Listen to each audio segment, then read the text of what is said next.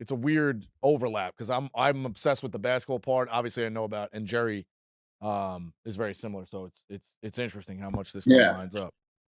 How you making out? How's things? Good, just traveling a lot. There's Jerry. Yeah. Jerry, Chris. What's up, Chris? Jerry, what's up, brother? Apologies for being a little late to the interview. No, It's all right. it's We all good. moved the room. Everything got changed up. So What room are you in? Brianna's. Oh, nice. All right, cool. So good to go. All right, awesome. All right, house call with Jerry and Terry, a very, very, very special guest. This one is super interesting because I'm obsessed with the basketball side, and Jerry has similarities here, both working in treatment centers, overcoming addiction, longtime sober. Chris Herren, a legend in the basketball game. I first found out about you, I don't even know if you remember, you were promoting your first book on Mike Francesa. I happened to be home watching it on TV and just was enthralled with the story, and then went up to college, because where I went to school in Massachusetts, and was talking to some guys about the book, and like, do you guys know this guy from Massachusetts? They were like, you got to read Fall River Dreams, which is what they followed you around in high school. So how many years sober now? Coming up on 18. Yeah, Jerry, what are you at, 10? Yeah, I just hit 10 last July. But yeah, it's incredible, man. That's why I continue to stay sober for guys like Chris. You see that time, he's got put together, that long-term sobriety. We're always chasing that, so that's congratulations, Chris. It's amazing, brother. No, thank you, Jerry. And thank you, man. Like, I've been following and kind of keeping track. I knew it was over a decade, and it's incredible to do this together. Yeah, it's amazing. It's amazing. It's a little bit of, I don't know if you've seen Entourage. We don't like gotcha culture here, but Jerry tried to link up with you a couple of years ago. I think there was a miscommunication or whatever. Yeah. So we're happy to lock you down now. We're happy you're here now. Yeah, I mean, listen, I'm a small time player still, but a couple of years ago we tried to link you up. I apologize. Listen, you're a busy guy. You're a busy guy. Yeah. I get it. I'm a busy guy too. Listen, I jumped at this opportunity to jump on with you. For real. So whatever happened a couple of years ago, I apologize. No, don't sweat it. Don't sweat it. I know. I'd rather, you here now with my good friend Terry. This is amazing. Yeah. I'll try not to hog all the basketball questions, but yeah. So we'll start there. So for people, anybody who's like, I can't read, I loved the book. I've owned it forever. I devoured the book. It was about your junior season. For anyone who doesn't know, your junior season. Small town, very similar to Friday Night Lights. Did you feel at any point that was, I don't want to say intrusive? Like, you got a guy following around. You're a 16, 17-year-old kid, trying to have fun in the park, things like, or in the woods, things like that. Did you at any point kind of feel like it was intrusive, or did Bill Reynolds do a good job, telling both sides of the story? To be honest with you, I never read it. I had the opportunity to read it prior to going into publication. But my relationship with him was so good that I didn't want to jeopardize it, so I kind of put my faith into him. It's tough. I think, when people travel around with you at 16 years old, like, you're going to say some real stupid shit, I was caught a couple of times. He never made it really feel intrusive, but I'll say this, like, I never read it, but I gained probably one of the best men I've ever met in my life in Bill Reynolds. Bill Reynolds, he played multiple roles in my life until I got sober. And, not many people were around when I was struggling. And he was around like he was writing a book. And, he played a friend, he played a journalist, he played an uncle, he played a father in my life. So, anytime I talk about Fall River Dreams, it's a relationship that came out of that was incredibly priceless. Yeah, because he came back around to write the second book too, right? Yeah. No, he was with me at my lowest. He never turned away from me. He answered every phone call. He did things during my addiction that I brought him out into that world with me. and he never left me. So it's I lost him. He passed away a couple of years ago. But an incredibly special person. The one story, I know you've never read it. Yeah.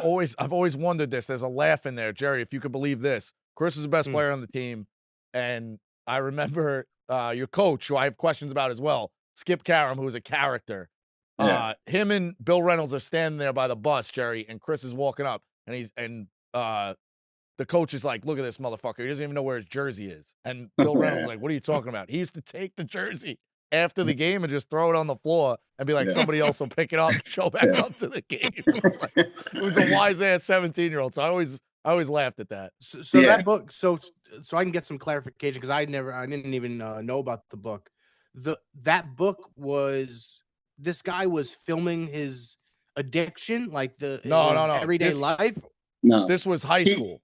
High school basketball. Yeah, so Bill, he kind of walked into my world at like 15 years old. Okay, gotcha. And stayed with me till I was probably 17.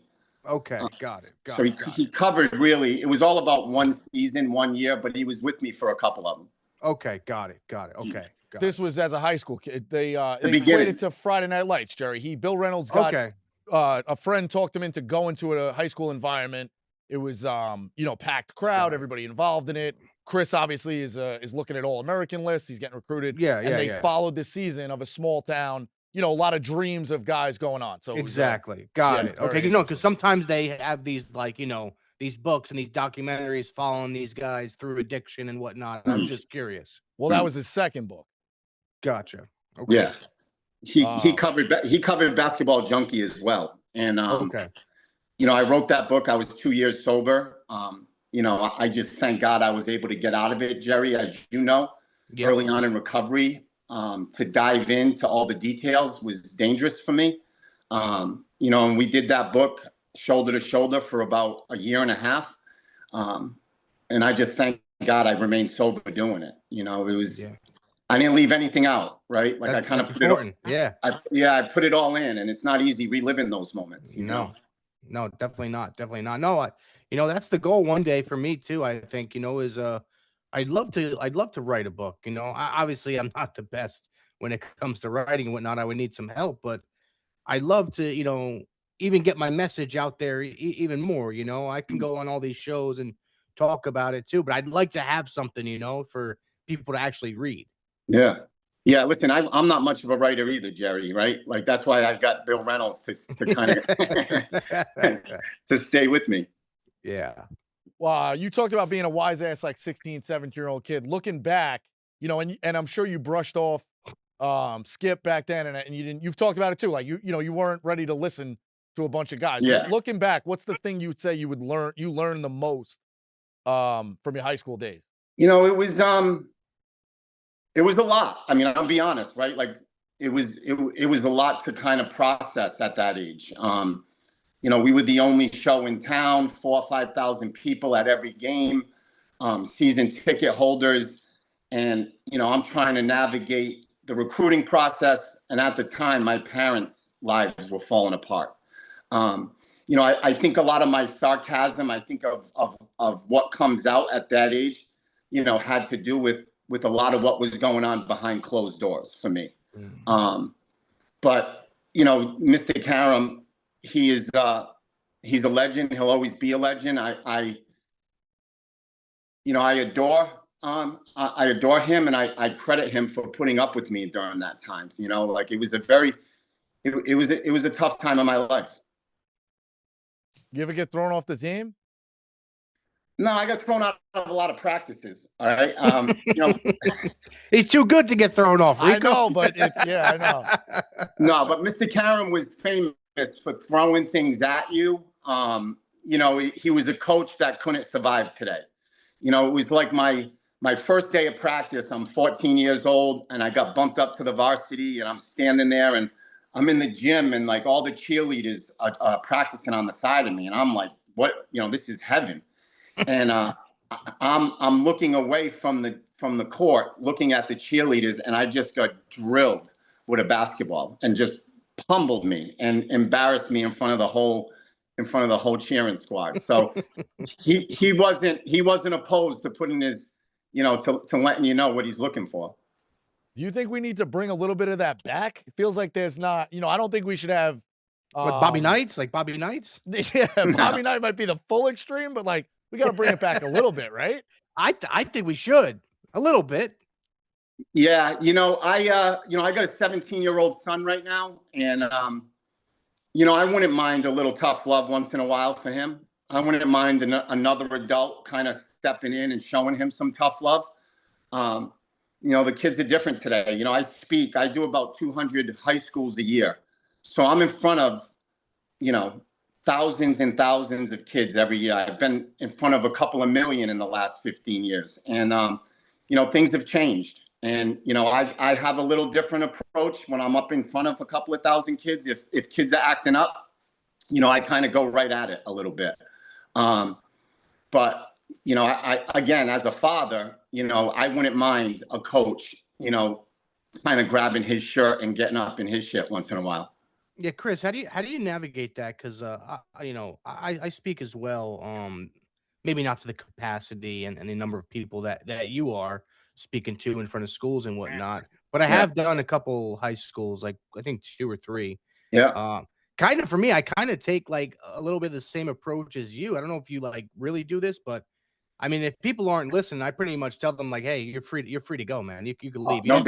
You don't got to listen to my message, Yeah. Because the point of me being here is to hopefully just have one person, resonate with my message and get something out of it, and then that's my goal, man. Just one person. But I kind of navigate it like that, If you're not listening and you're acting up, just get out. There's no reason for you to be here, Yeah, listen, I've probably done around 1,500 high schools. I've never had one problem putting a kid in check.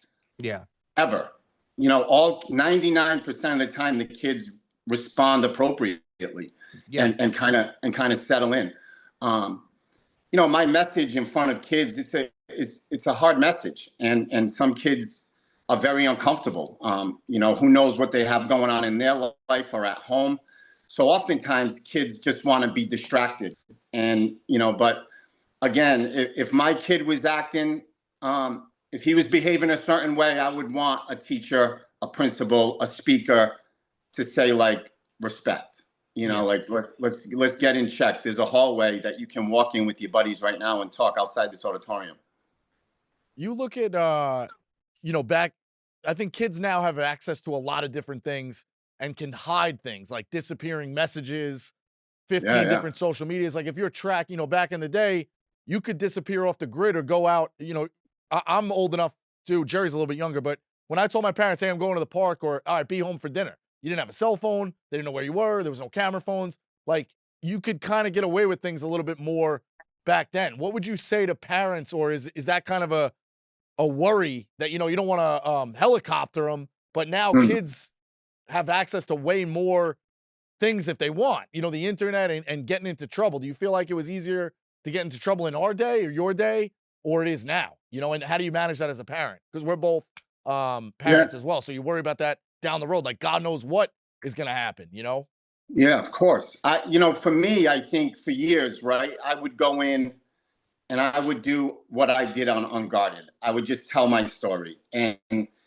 kids would respond appropriately well.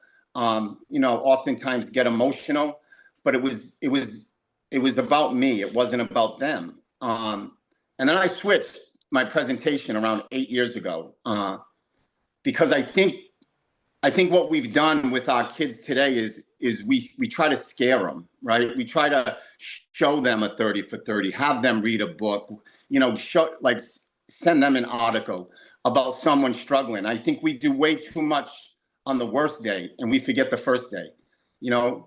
Kids have a beginning and there's a reason for it. And, I think kids need to understand the transition process that you go through in this. If Forever Dreams, countless heroin addicts on that team, countless,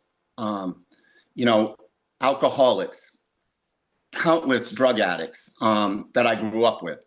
But if you looked at us at 15, 16, I don't know if you'd lean that direction. I don't think any of us did. and at 15, 16 years old, I was playing 85, 100 games a summer.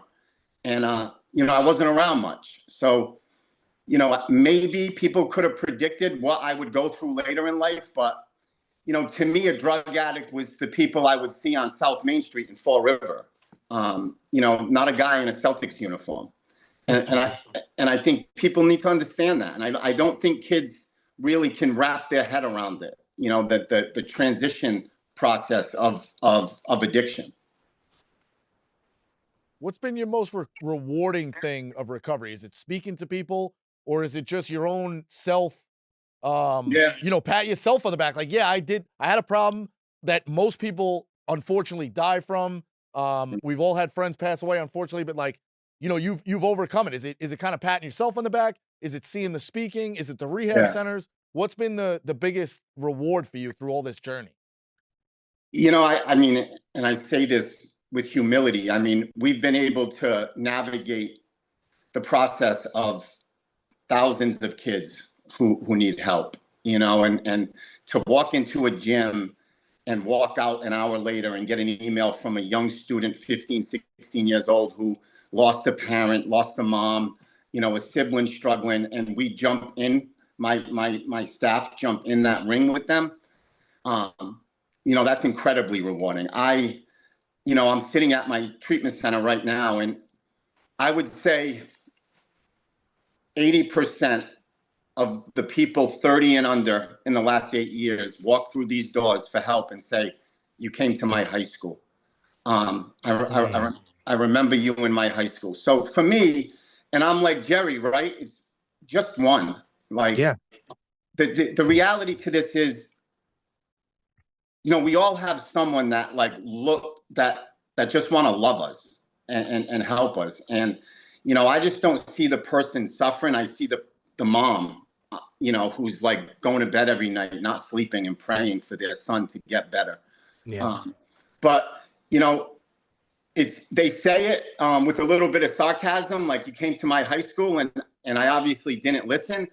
But the reality is I got you here. And exactly. That's pretty rewarding.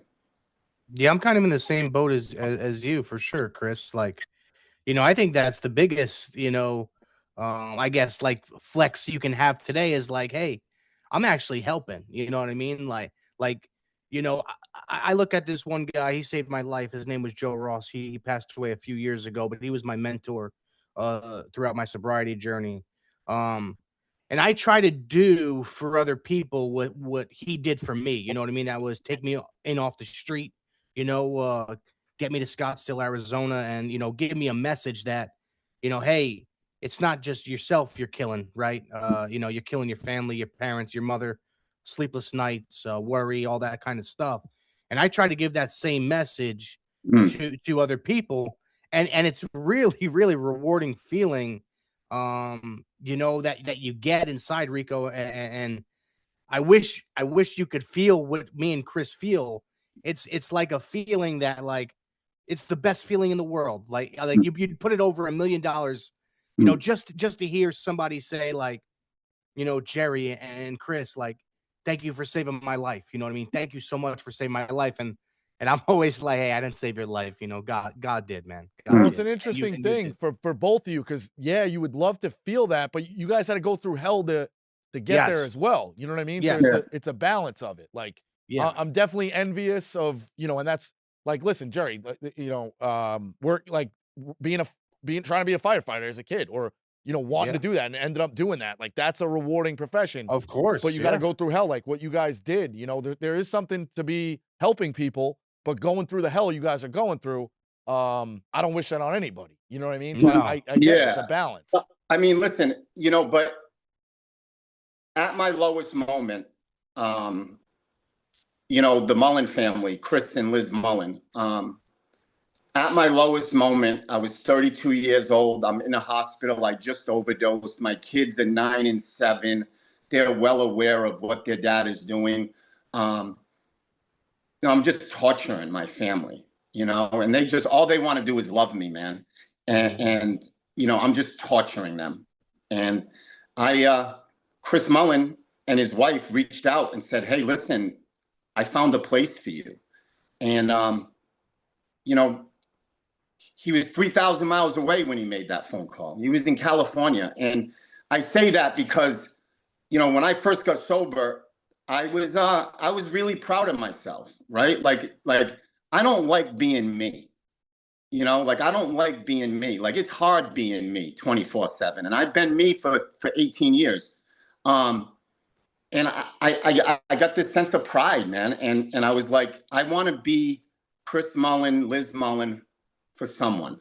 Yep. And like that became my mission at 5 months sober. Like I will figure out a way to be in somebody's life. And, you know, over the years, you know, I have a foundation and, you know, it's a very small foundation. It just celebrated 15 years. And, you know, we've sent away 7,000 people for treatment, you know, 7,000 people. We've given away over $10 million to navigate, to be somebody's Chris Mullen. And, you know, oftentimes I don't even meet the people.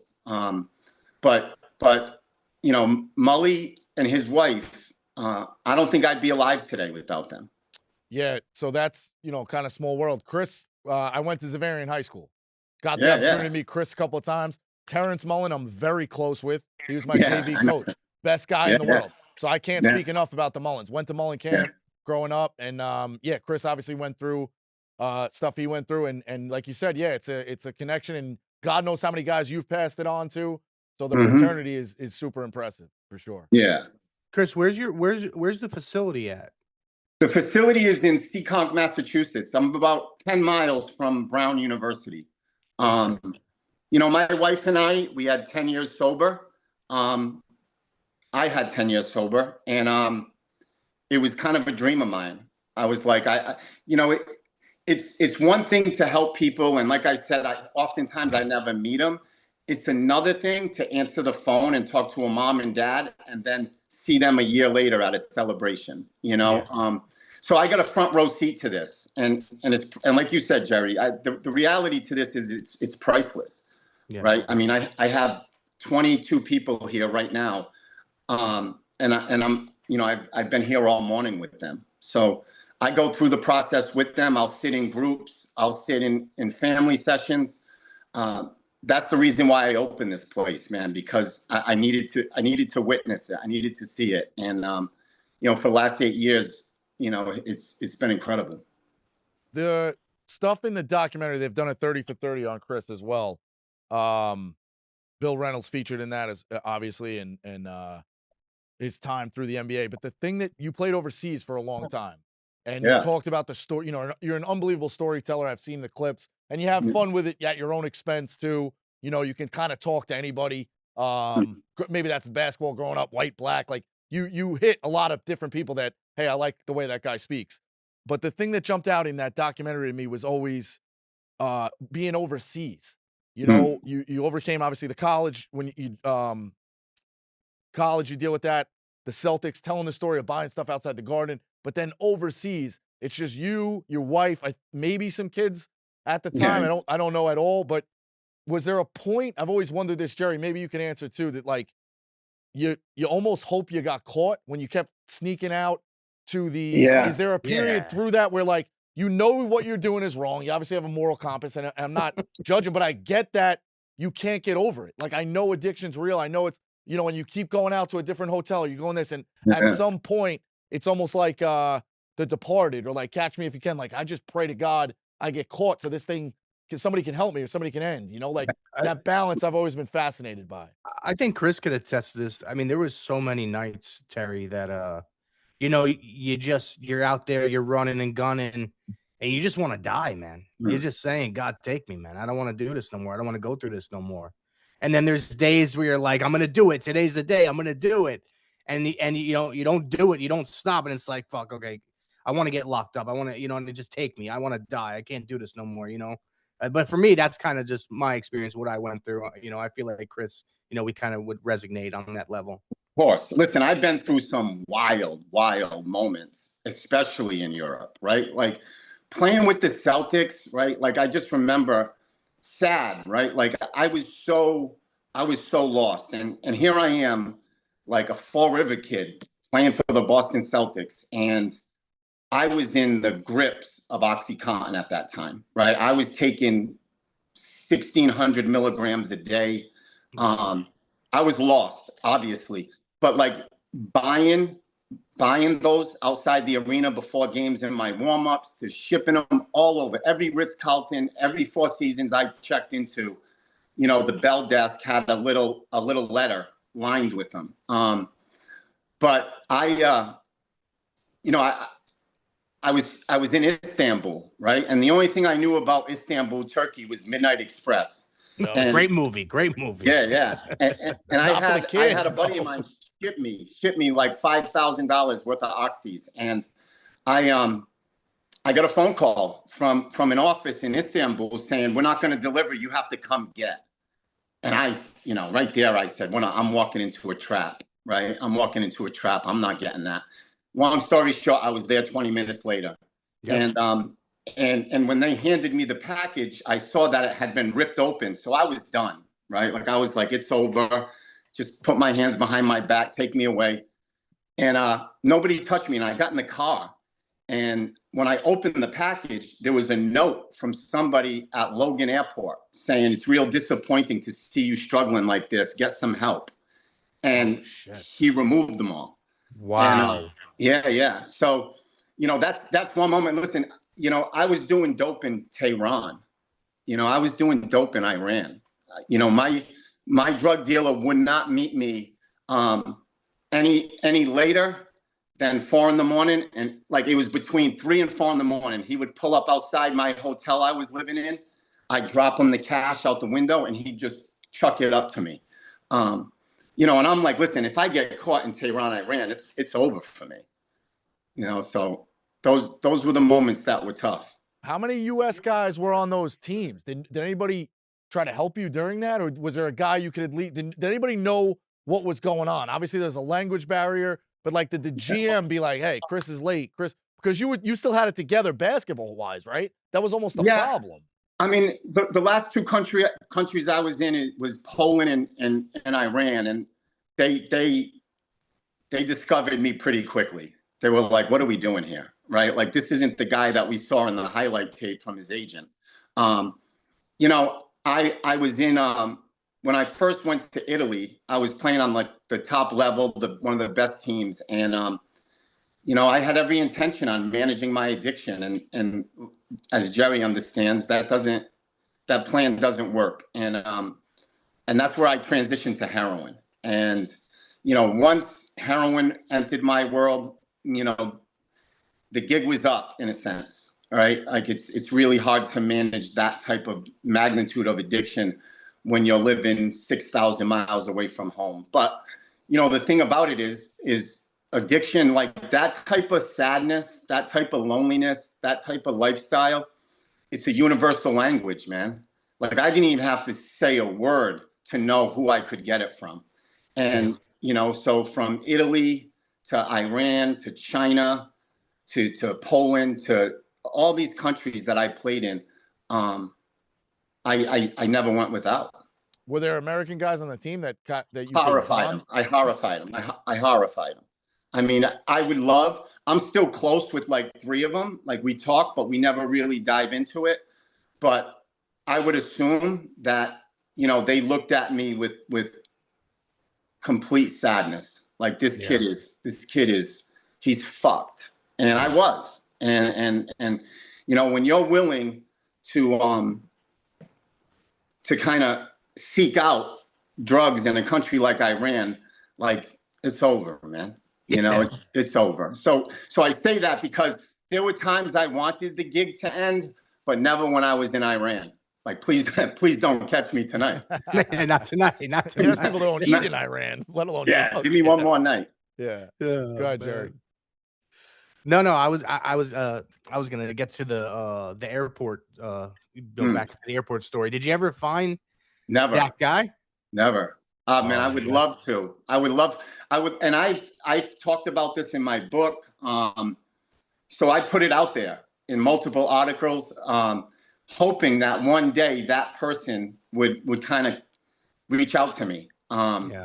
But I'm telling you, my life was in slow motion in that, like, package place in Istanbul. Like it was in slow motion. I'm like, and I got in the car and I'm saying like, oh, thank God. I had been sick for like 12 days, right? So you're not sleeping, you know, you're sweating, you're freezing, and I got to show up to practice every day. So, I mean, it was Christmas for me until it wasn't. And I opened that, and that note punched me right between the eyes. Oh man, wild. Yeah. You've talked at length about your wife, and I remember tweeting it during it, you know, like good for her. Everybody has an angel. I guess they say it about me and Jerry too. We're both very tight, but they're like, your wives are saints. Your wives must be saints, which they are. What can you say about Heather going through all of that? Because you guys grew up tight, like I don't want to say high school sweethearts, but then reconnected after, like just you know, she's so integral in the recovery and helping you, and obviously, and just you know what you can kind of speak on that. Yeah, sure. I mean, my wife we were 12 when we met. So seventh grade, she lived in a different town. But we've been in each other's lives now for like almost 40 years. Wow. And, you know, my wife, you know, thankfully I've been sober 18 years, coming up on 18 years. The first 10 years of our marriage, I was lost. And I almost lost her, right? Like my wife will tell you that she loved me and wanted to help me more when I was shooting heroin than when I was drinking vodka. Vodka almost did my marriage in. Vodka, the last 3 years of addiction, you know, vodka was a monster for me, and I was a monster in my house because of it. Like the personality change, who I became, the blackouts, you know, is when I almost lost her. You know, my wife and I, we just ran the Boston Marathon together. And, you know, this whole time she's always been on the sidelines. And I convinced her, let's do this together. Let's run 26 miles. We raised around $170,000 for people. You know, we banged it out 26 miles together, and we crossed the finish line together. You know, I finally did something with her to get, you know, in that process, but she's a savage. My wife is a savage. She really is. I mean, she dealt, you know, again, like I'll say it, right? Like I'm a monster. I'm a monster when I'm getting high. I'm a monster when I'm drunk. I'm not easy to live with. And, you know, I thank God we met when we were 12, because I think she always had hope that the person would find his way back. And, you know, and that's what she did. And you can't even put into words what she had to overcome and what she did for myself and my family. My kids are incredible, man. Christopher's 27, Samantha's 24, Drew's 17. And she was the exact parent they needed their whole life. So, you know, yeah, I guess we are blessed, right? We are blessed. But my wife and I, like, you know, 38 years, you know, it's a long time. Wow. You know, it's a long time to know each other. And to cross that finish line with her for the reason we did it was pretty special. It's awesome. Yeah. Jerry, you got anything? No, dude, I mean, I just want to like tell you, appreciate you coming on, man. I mean, incredible. I think one of the best interviews we've had, Rico, as far as like, you know, getting like deep into things. I'm having a blast, man. I'm having a blast. You know, don't cut him loose quick. I got a million basketball questions. No, I do want to say I would love to, you know, meet in person, dude. No doubt. I really would. I would love to connect in person, man. Me too, Jerry. And I'm telling you, you know, like it kind of fucked me up a little bit that a couple of years ago you reached out and I wasn't. No, it's no. I know. I get it, right? But like when I got the message about going on the show, I was like all in. Like fuck this. Like let's get down with Jerry. You know, like he's a brother to me in this process. Yeah. Awesome. All right. So like I said, I devoured the book. I watched the documentary, which I didn't even know about, the Beyond the Madness for your college team. something about you. You just said they love documentaries. The book, the 30 for 30. You're a documentary. They love documentaries. All right. You chose BC over Duke and Kentucky, and also some other coaches were in the mix. It came down to Syracuse. Billy Donovan recruited you, but then you end up playing for Pitino. How did you decide, or, is that a little fabricated of like changing the facts of the history over the years? Was it really Duke and Kentucky, like in the mix, and you picked BC over? No, it wasn't Duke. They were pursuing that Wojciechowski, the little point guard back then. Wojciechowski, yeah. And Kentucky but Kentucky put me on the spot. Kentucky said, "Listen, we're bringing in this guy. You got to commit now." And I was nowhere. I've always had a problem with that. And so they went away. Billy went away. Really, what it ended up being was Syracuse, Florida, Wisconsin. The Van Gundys. Stu Jackson was the head coach of Wisconsin, and I love Syracuse. I love Boeheim, but my parents, they were going through a divorce. Like as soon as I went into BC, my mom started that process, and I wanted to stay somewhat close, right? I wanted to give it a shot, and me and my brother both went to BC. Up until recently, we were 0 for 2 in the Herren family at BC. But my son broke the mold. So he went back. He played at BC for 2 years, transferred, went and did football at Alabama for a season, and then he went back to finish his degree at BC. Yeah, I wrote that down too. I've become friends with a bunch of coaches, and I love Oates. Do you wish you played in the day and age now where it's take as many threes as you want? Like you feel like you were born 25 years too late? Because if you were 17, 18 right now, I got a bunch of coaches that would be like, this guy, we love this guy. Yeah. But something for me, I think, and again, right? Like I don't fancy myself like a big success story in the game of basketball, right? Like I was successful in high school. I worked. I became an All-American. I went on to college. I had some really good nights as a college athlete in some really big games. But if you watch my tape, a lot has to do with creating and getting to the rack and taking hits and finishing. The game today is completely different, right? I have nightmares. I would play against like Gary Payton, Jason Kidd, Stockton, and that you're just going to get punished and brought into the post, right? Like that was a big part of the NBA when I was in it is point guards in the low post. So unfortunately at that time I was so overwhelmed with addiction. Like I didn't even think about basketball, man. I didn't even think about it. I hate to say it, like probably one of the most shameful, embarrassing moments of my life is when I put on a Boston Celtics jersey. Basketball for me is I wouldn't say love, hate. I'm still to this day trying to manage through it. I love the game. I love the Celtics. I love what I was able to accomplish in it, but it's not easy for me. I didn't know that. Yeah, I apologize. It's just, being as good as you were and, Gatorade Player of the Year and stuff like that. So, No, I was a dog. I played out of fear, right? Like I played out of fear. I think most of my adolescent, teenager years, young adult years, I was constantly in fear. I was constantly in fight, flight, something mode. And, when I was 19 years old, I was introduced to a guy named John Welch, who was Coach Tark's assistant. And, he built me. He built me for like a year and a half, right? And he taught me what it was like to be a pro, what it was like to be a professional, showing up, putting the work in. And, if you look at me from my sophomore year of college to my junior year, those were my best years, right? I was an absolute dog. My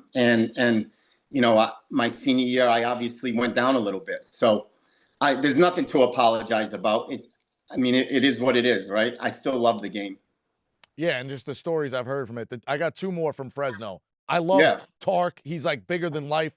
We'll pull up a picture. Actually, I'll pull it up now. But during the NCAA tournament, we stream the games. I dressed as Tark on one of the days of the tournament. You got to give us your best Tark story. You know, because he won national titles, and you know he was a guy who took chances on guys that nobody else wanted to, and he seemed like he got a big heart. And I've watched how emotional he got talking about you. What are some of your best Tark things or things that people might not know about him? Here it is. So sorry, it's right there. He's an icon, right? Like he was a living legend. Like we would come out to practice and there would be movie stars sitting in the bleachers to watch him coach us during practice. You know, I've never been around somebody with that type of presence. But the flip side to that is he loved me. You know, he absolutely loved me, and not from a basketball perspective, just from a person. And never once did he turn his back on me. And you know, when I went back to do Unguarded, I bumped into him, and even then I felt like the sadness he had in his heart because of what we'd gone through together. But he you know, he loved me when I couldn't love myself and gave me opportunities. But he, you know, he was the dog. Like my sophomore year, I had a great season. And next thing you know, I turn around and there's Kenny Bruner and Ray Alston and Tremaine Folks. And, you know, like every day, every month, someone was coming for you. And that's kind of the environment he created. I believe, and I don't know how accurate it is, but I think we had in the 2-year stretch, 7 NBA basketball players. 5 on one team in 98, Wow. 99. I remember looking up for a team for Fresno State who's never been that's pretty about. wild. Yeah. And we had Carlos Boozer. He was in town because he was a kid from Alaska, Deshaun Stevenson, Shannon Swiller. So we had Bruce Bowen was in constantly in our workouts in the summer. You know, it was hoop, and we were hooping. And the sad thing about it is, though, I think at his age, he couldn't form the culture, right? Like it was, you know, at Fresno, it was like, I'm all for me. Like, this is about me. And if he was able to kind of get us to play together and as a unit, we would have been dangerous. But we didn't even make the NCAA tournament with 5 NBA players. No, I looked that up. Wow. You lost in, I think, the semis a couple of times. Yeah. When you talked about skip to my Lou, that was my other question. Those pickup games must have been sick. Because I know, you know, you're like, I think you're cutting yourself short, too. 15 points a game over the course of a career, playing where you did to get to the 33rd pick in the NBA. Like, don't cut yourself short. Hell of a player, and I've watched the tape. You can shoot the eye out of it. But you versus Skip must have been something, because you had the swagger, too, Jerry. If you've ever watched the 30 for 30, he's a swagger guy. Hit the shot. He does the shimmy. Like he's a grudge guy like us when he went back to UMass. Him and his brother were like, we're going to fucking hang it on these guys. So that's what stood out, too. I'm like, I love this guy. You know, like that Massachusetts attitude. But those pickup games with you and Skip to my Lou must have been something. You know, Skip was different. You know, coming in, he was Skip to my Lou. And when he locked in at Fresno, he was Rafer. You know, him and I didn't get along. You know, I wish we could go back. And I think a lot of that had to do with me more so than him. So, you know, I wasn't a Rafer guy back then. And I regret that, right? Because we were an incredible backcourt. But what I learned about Rafer is that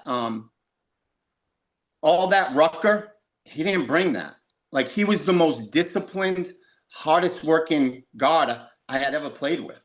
You know, I mean, fundamental, just in the gym, grinding day in and day out. And, you know, my thought was that, you know, he's just a playground legend. He's going to come in and just hoop. But like he was so much more than that. He was incredible amount of work he put into the game of basketball. Awesome. Yeah, Chris, I can't thank you enough. You know, this checks 2 boxes. I was obviously fascinated with the basketball, but you know, the more and more you see people on Staten Island have struggled. I've lost some friends. You see that go through. Jerry, obviously, I'm very, very tight with Jerry and impressed with what he's overcome and the messages you guys have given to people and the outlook. So this was fantastic. I really can't thank you enough. Would love to Of stay in course. touch and Love Yeah, it. have man. you on the No radio. This was doubt. amazing. This was amazing, dude. You know, fucking just really awesome experience for me personally, you know, getting to hear, you know, some of your story and you know, what you've been through, where you at, you now and where you're going, man. It's awesome. You know, keep doing what you're doing, man. You're saving lives, man. Yeah. Listen, I'm telling you, I'm honored. I really am. So I'd love to keep in touch. Yes. You know, Jerry, please shoot me a text. Of course. You know, let's stay close. I mean, we need each other in this process. I was going to say to you, the toughest years, I'm coming up on 18 years. The toughest year to stay sober was 15 and 16. You know, like everybody from the outside thought like, oh, he's got it. Yeah. And I didn't. And I almost lost it. I almost lost it at year 15 and 16. So, you know, I didn't get lazy. I just got disconnected. You know, and it was all about helping people and not helping me. So, you know, those were tough years for me. So I know you're coming up over a decade and you've crushed it. So yeah, it's crazy you say that. I feel like my hardest year was last year, my 10th year. Yeah. You know, it's really weird. It's like just for me, my experience, like getting to year one was really difficult for me. Yeah. And I got to year one, and from like I'd say 1 to 7 was really easy for me, like really easy because I was so connected. And then, you know, 7, 8, 9, you know, back and forth, you know what I mean? In and out and, you know, sharing my experience, strength, and hope. And then sometimes getting lazy and then having to regroup. But last year was the toughest year for me, man. Yeah. There was just so much in my personal life going on between like, you know, family, you know, having children and just getting lazy and not showing up to meetings and being like, oh, I'm good. I'm coming up on 10 years. Like, I'm good. I don't need to go to this meeting. No you know, doubt. and then you catch yourself, right? It's like, no, I need to do this. This is my life. You know what I mean? And I thank God every day, you know, for my family and my fiance. Like, she understands this comes before anything. Yeah. Because if I don't put this first, they don't get to see that version of me. You know what I mean? Yeah. Sure. So yeah, man, it's funny you say that 15 and 16 was difficult for you tough, because last year was tough for me, but hey, you know, you get through it. You got through. No doubt. It's a day at a time, man. It is. Listen, I love you, Jerry. Love you too, real. brother. And again, like let's stay connected. Yes, for sure. Yeah, Rico, we anytime should you're do in New York, we'd love to take you to dinner. If he's ever in New York, I'd love to come out there. No doubt. Get some lunch or something. That'd be great. Done. Thank you so much. Chris, you're the best. Thank you so All right, much, brother. You guys you got anything to plug? Anything? Give people a plug? No, I'm good. All I'm right. good. Yeah. All right. I'll see Appreciate you, brother. Appreciate the time, Chris Love you, Herren, brother. absolute legend, fantastic. Thank you so All much. right. Thank you. You're welcome. Great guy. Great guy. Yeah. Great guy. Yeah, I felt a little. I thought he would laugh it off a little bit more. You know, the disconnect. There was really no ill will on that. He's a busy guy. No, I was planning. Listen, I texted Jetsy. I was planning on coming here and showing up 10 minutes late on purpose. Yeah. And then I get in here and I'm like, oh, this guy's pretty fucking awesome. Yeah, he's captivating. Because if you've seen the clips, like I said, he could talk to fucking anybody. Black, white, purple, like. And unfortunately, you know, addiction can hit everybody. It don't choose. Yeah. You know, it don't choose. It don't choose religion. It don't choose. No. It that goes was and awesome. It fucking gets you. So you had your basketball side and stuff. And, yeah, it was more. It was more for the like. But yeah, I was. You know, but it's interesting to see. Like you would think he grew up loving basketball. It's almost like he regrets it a little bit. Like you got that. You know, he kind of said that.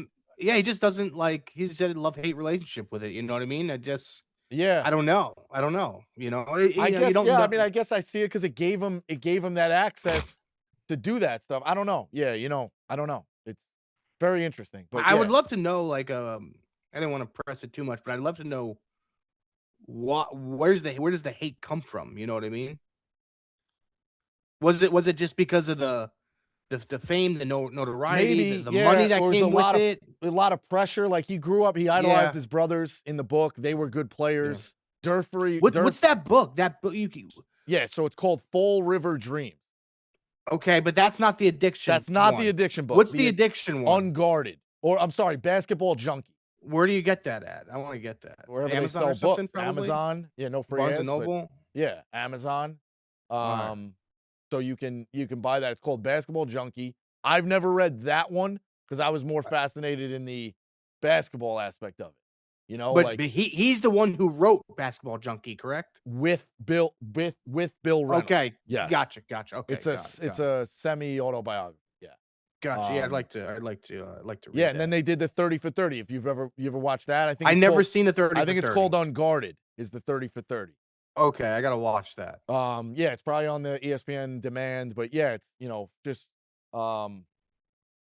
yeah, really, really fascinating guy. But yeah, that like I think in Durfee too, he talked about it. Like you're from Durfee, you play basketball. Otherwise, you don't do anything. So it's like football. Like you watch Friday Night Lights. I don't know if Billingsley like loved football, if that makes sense. He was good at it and he was forced into it. That could be true. Some guys don't for sure. Yeah. So I get that. he probably has a love-hate with that. So he's with that obviously, but yeah, phenomenal guest. Good to get on the serious side for an element and hopefully stay in touch. PGA, who are you gonna pick to close us out? I got Fleetwood and Morikawa. I got Fleetwood too. Good. too. I'm gonna take Fleetwood, man. Awesome. He's due. Yeah, check out our friends at DraftKings, and we'll be back. Family Feud this week, right? Family Feud this week. We'll be taping it, which fucking sucks that like we gotta wait forever to talk about it. You know what I mean? What are you talking about? The results of it. We're gonna know how we do. It's not gonna air. You get what I'm saying? Oh, I want to talk about it right away. I thought it just airs like the next day. No, it doesn't air the next day. Oh, all right, I don't fucking know. How long does it take? What? I don't know. Months? I would imagine a couple of months. They got to go off the TV schedule. Got it. I'm just excited to talk about it. So, but yeah, maybe we'll do like an instant reaction right away and stash it. Oh, by the way, listen. Our Call of Duty team will be in Atlanta the 12th to the 18th, but that 17th is a Sunday. We're not recording on Sunday. I think your flight's on Sunday, I believe. My flight's on Monday. We have an Airbnb. If our team makes it to the finals, would love to have you there Sunday.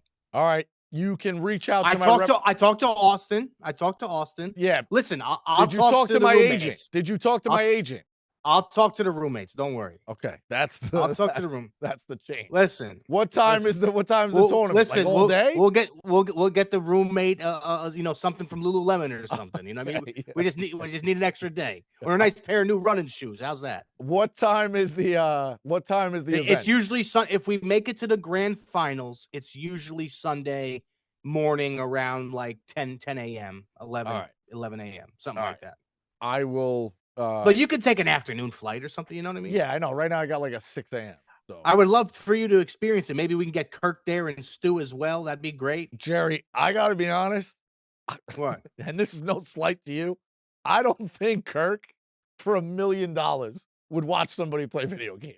No, but I think it's a lot more than that. Dude. Okay. All right. No. You know how he is. I know. Of course, but I know people on the outside think it's just like, it's just like video games. You're just sitting and watching. There's like a reality aspect to it too. You know what I mean? There's a lot of trash talk. He loves that.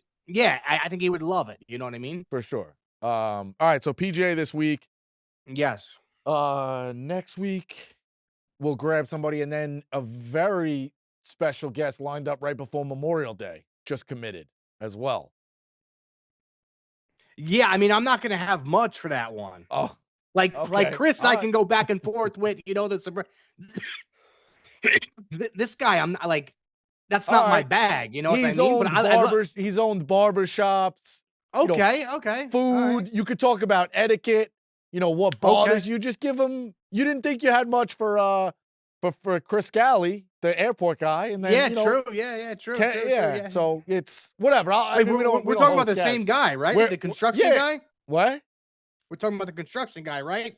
Yeah, we're talking about Kenny Hammer. We got Kenny Hammer lined up before Memorial Day. All right. Sully? Maybe, yeah. Sully will eventually be on here. I'd love to have him on. Yeah, I'd love to have Sully on. Yeah, a little black and white, black out his face, voice changer, maybe. Yeah. All right, so go fire away on DraftKings. Thank you to Chris Herren. and we will Yes. catch you next week. See you next week, boys. Great job, Jerry. Yep. See you guys.